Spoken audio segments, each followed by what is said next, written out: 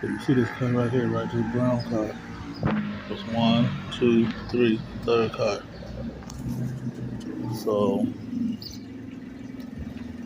what happened is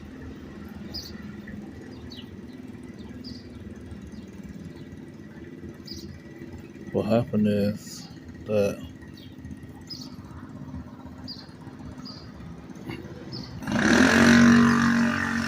when we first came here, we asked him it shouldn't be a problem, but at some places around here, they don't want more than one car here.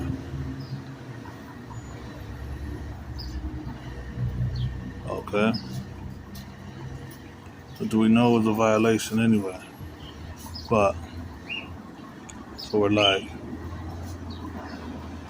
we'll deal with it. But he said it was fine, no problems at all. The thing is, he was new and didn't get that many people here, and the few people who he did get here didn't have no car. We'll go into that more later. So, anyways, he had people here working on cars and all that type of shit. You can work on his car, but he didn't want you working on our shit. They left their car, tools all over the pieces, dangerous, everything. People was coming up stealing parts off cars and shit.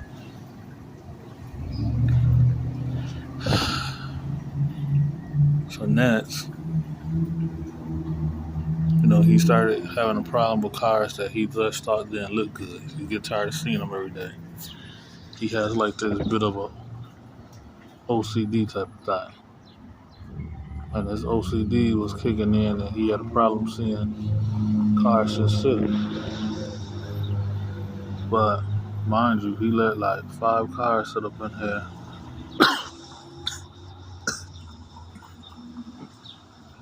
For the longest with no problem. So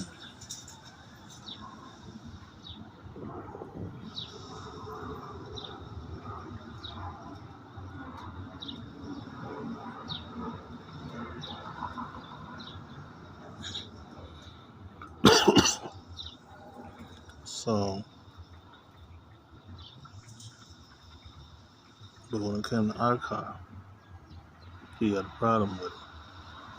So one day he asked us, did the car work? Dude, you know the car work. We move the car every once in a while. We drove the car in here. When we needed to move it twice in the past, we moved it twice. No problem. So we know the car worked. Matter of fact, he had seen us using the car like 2 days before he asked us this.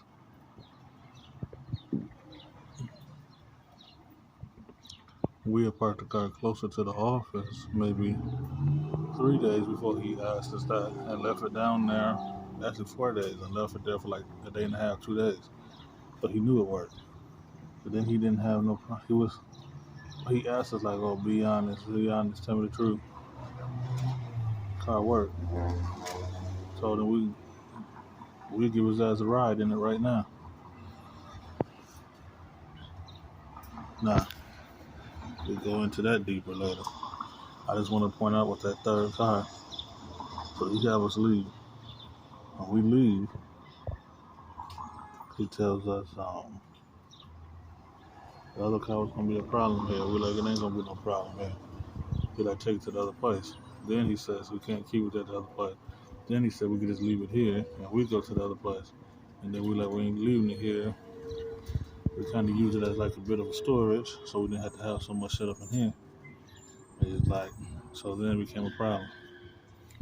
Then he said she didn't want it here. We're gonna have 2 parking spaces. So we said, well, wait a minute. You let everybody else park in non-parking spaces, right? So we can park in a non-parking space.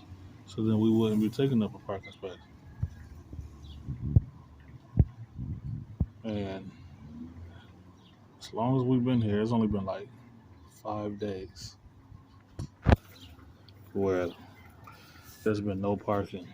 But mind you, on them 5 days, he let one person have 2 vehicles here. He let another person have 3 vehicles here. He let another person have 3 vehicles here. And then he himself had 3 vehicles here at one point.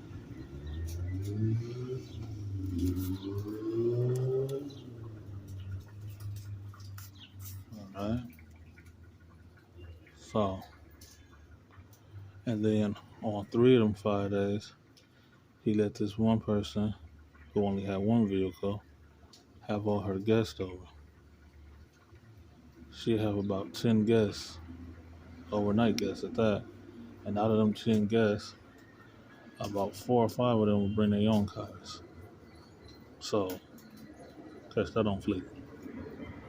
Now, we leave. He tells this Brown, this is how bitter he was. He tells this person in room 6 to come park their car down here in our spot. Why would you tell them to park it down here? Park it by your car. Park it by somewhere else. You see what I'm saying? He didn't want us parking by him either. But, so, the person said he really wouldn't be driving the car too much. So he told them to drive the car and act as if it didn't work. Park the car and act as if it didn't work. So that's what he did. So the other day, so he moved the car finally. After like 3-4 days, something like that, he finally moved the car. But this motherfucker, he wanted to send down here, and a few other people too, want them to park right next to me or right on me. It was no empty park. It was all empty spaces except for my 2. He could have parked by the office. He could have parked in front of the property. He could have parked at number 1, number 2, number 3, number 4, number 5, number 6, number 7, number 8, number 9. He lives in number 6. But yeah, he want to park at number 9. Then when he ain't able to park at number 9, he want to park at number 8. When he can't park at number 8, he want to park at number 7. He'll go out of his way, do whatever it takes to not have to park in front of number 6, which is where he stayed, and further down. I know recorded this motherfucker pulling up in here one time, and number 6 and next to the office was the only 2 places to park, because he was told he couldn't park over there. Instead of parking his own shit, he just turned around and left. He came back like a couple hours later and saw number 7 spot was open, so he took that one. As soon as number 8 left, he moved his car from number 7 spot and put it at number 8. Just want to catch you on that petty shit he be doing. Other petty shit, he was mad about when he tried to move us. A lot of the shit wasn't in the other room as it should have been. So he kept lying to him as it was. We told him the other people told us it wasn't. And we went to go check, and it wasn't. So he kind of had like a little attitude, like he didn't care, brushed it off. Okay, well, just take whatever you need from this room and put it there. We're like, all right. So we did. He get mad about the Roku.